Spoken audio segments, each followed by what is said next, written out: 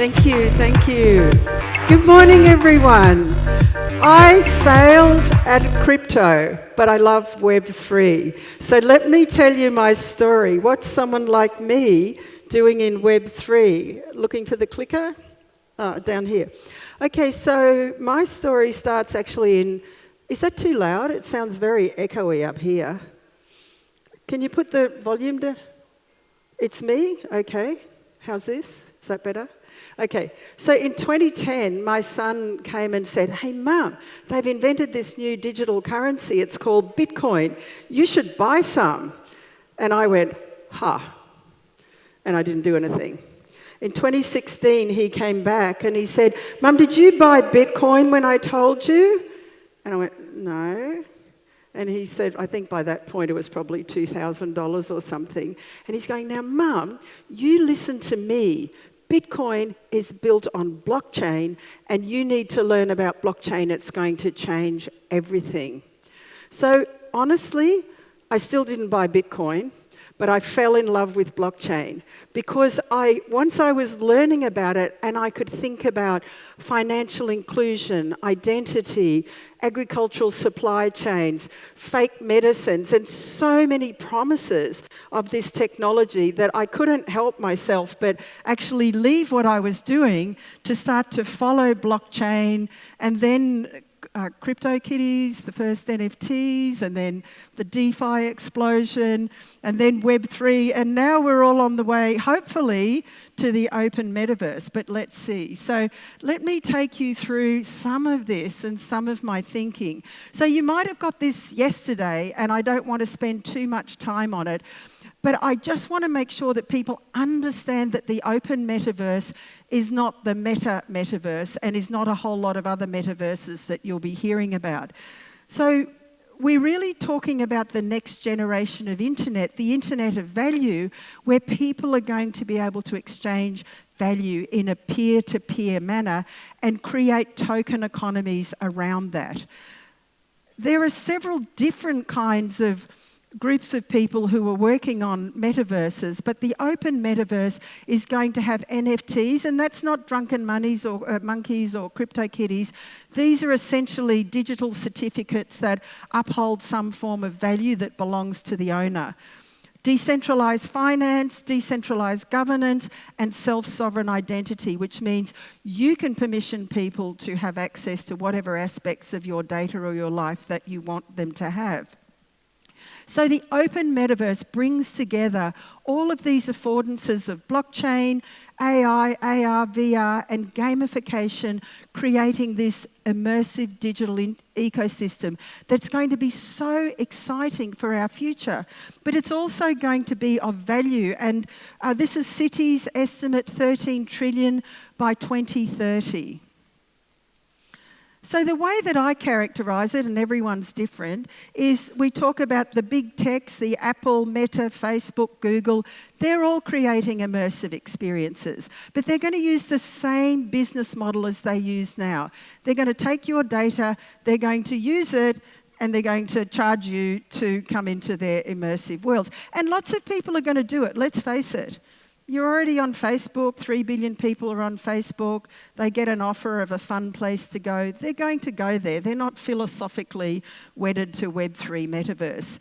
And then we have gaming, which is such an amazing industry, 3 billion gamers worldwide and growing rapidly, and people are starting, but not all without hesitation, to adopt Web3. And when you're going to have games which are underpinned by these token economies and the ability that they will have for people to exchange, to earn, to borrow, to lend, and to get money into the real world, this is going to be very powerful. And we saw that with Axie Infinity, even though the token crashed in the end. But it's the promise of that we can see. And then we have the Web3 world and the government. So if you're in Dubai, you know that. We have the Dubai Metaverse strategy. We've got NEOM in Saudi Arabia, $1 billion metaverse. Seoul in South Korea is going to put all of their municipal services on the metaverse. And then in Web3, we're thinking about a Web3 open metaverse, one that's fair, one that's equitable, and one that allows people to be rewarded for their efforts. But it's not a thing yet. It's an idea. It's not you can't go and say, I'm definitely going to have this metaverse. We don't know yet. We have all of these different elements that we're looking at. It's always on. People are going to be able to interact using avatars. And it won't be Superman or Dr. Frog, or it might be in games, but in health and education and metaverses that are going to provide serious utility, it'll be someone who looks exactly like you, who's talking to patients, who's talking to students, who's interacting in a credible way. And it's going to be underpinned by all of the affordances of blockchain. I seem to have gone back to the same slide. So within this internet of value, we're going to be able to build these peer-to-peer communities.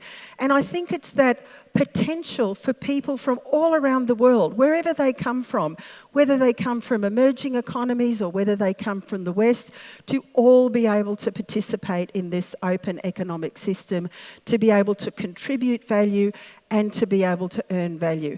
And that's super powerful. But also if you think about the global commons, issues like climate change, for example, we can connect people using decentralised autonomous organisations around an idea, a passion and a mission into these incentivised token economies. So just quickly, and I won't stay long on this, but NFTs are going to be fundamental as the medium of exchange, if you like, and tokenisation is going to be something that we see more and more and more of in the future, both these economies as well as tokenisation of real-world assets. And I was just talking this morning to someone who's tokenising real estate, which I think will be first, gold will be second, but any real-world asset can be tokenised, and we're going to see a load of that. So what are some of the things that we're already seeing? Retail in the metaverse. All the big brands are in there. They're all trying it. They're all trying to see how they can promote their brands, how they can encourage community. We've got virtual malls, and then we've got my favourite, to be honest with you, because I hate going to shopping centres and trying on clothes. I'm just going to send my avatar. They can try the clothes on for me, pick the colours I like, buy it, and then I just have to receive it at home. I love that. Entertainment, we've already been seeing it. Qatar World Cup did a metaverse that you could go into if you couldn't make it to the game. Museums, travel, sporting events. People are experimenting and creating these things all around the world. I spoke about real estate. My own personal focus is around health and wellness, because we're seeing so many opportunities for people to be able to engage from mental health to wellness to improving the precision of surgery. So gamification of wellness is one that I just want to put on your radar, because have a look at me. We're all getting fat, we're all getting old, we've all got chronic diseases, and the health system can't cope, and we've got to do something about that. And so people are working on different opportunities to be able to incentivise people to improve their own health. And when you couple that with wearables and things like that, then we actually have got a chance. And then incentivise me to do my exercise and measure if I do my exercise. I'm much more likely to do it.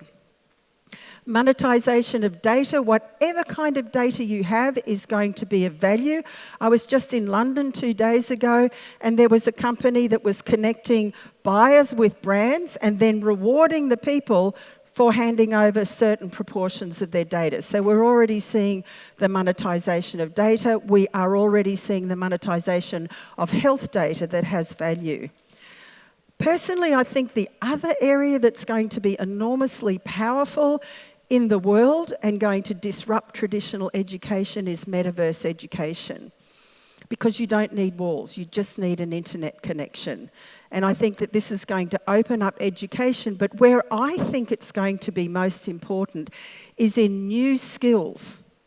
Because things are changing so quickly, and we all saw that with ChatGPT, how quickly portions of people's jobs are going away, and we need to be reskilled and reskilled and reskilled. And if you have very, very focused skills-based metaverse education, I think this is going to open up the future of the new economy and preparing for work. Because I'll share this little statistics with you.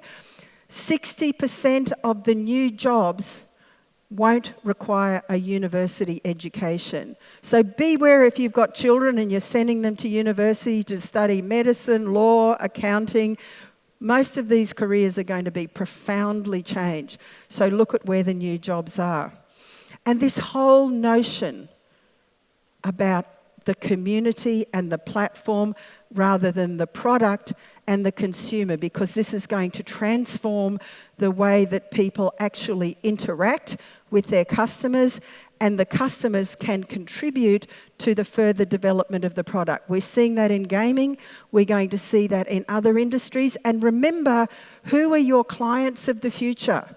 Absolutely not me. Don't listen to one thing I tell you, because it's Gen Alpha and Gen X, these new digital generations coming up.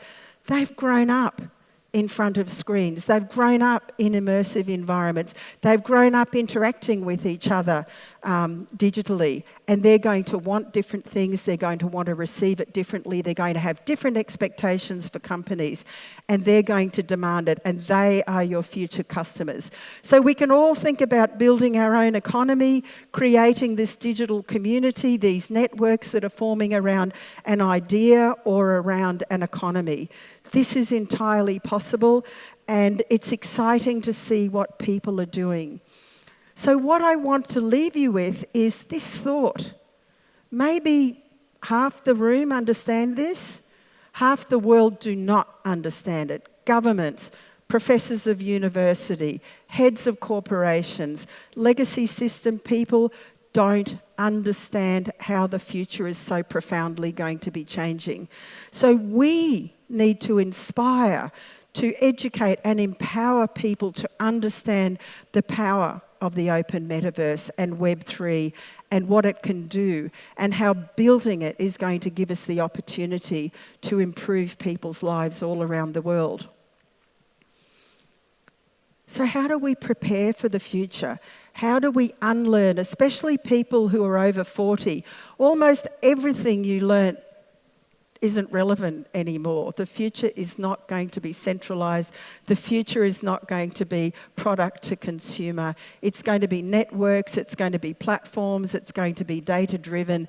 How do people get that so that they're able to prepare for the future and take the benefit of what's available with a Web3 open metaverse? It's incredibly exciting. The opportunities are there. We've got builders in the room, I know, but we need to be better at telling the story. We need to be better at giving people hope and inspiration for Web3 and an open metaverse future. So thank you very much, everyone. Thank you for listening to me. Happy to take any questions or hand back over to the moderator.